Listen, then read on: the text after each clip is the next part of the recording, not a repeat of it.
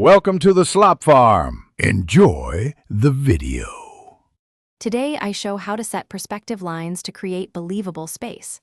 Start by drawing the horizon line at eye level across your page. Place 1, 2, or 3 vanishing points on that horizon line. Use orthogonal lines that converge precisely toward each vanishing point. Draw transversals to establish consistent heights, widths, and depth across objects. Keep the station point, or viewer position, fixed to avoid perspective errors. Measure proportions using consistent vanishing point rulers and parallel measuring lines. Practice with simple boxes, then complex interiors, to train spatial judgment. One-point perspective uses a single vanishing point for frontal compositions and corridors. Align all orthogonals to that single point to maintain consistent depth. Use 1 point for roads, rail tracks, and interior corridors seen straight on.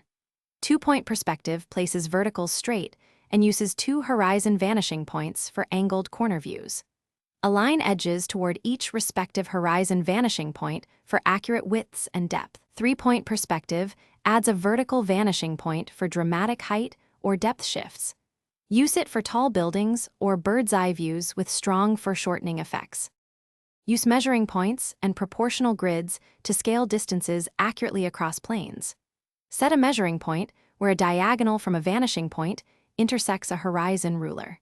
Transfer unit divisions along transversals to repeat consistent spacing and depth.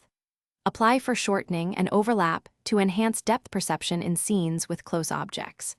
Lower or raise the horizon line to change eye level and perceived scale of subjects. Soften distant edges and reduce contrast to suggest atmospheric perspective and depth. Practice combining techniques in thumbnails before committing to final composition. Thanks for watching. Consider subscribing if we helped you today.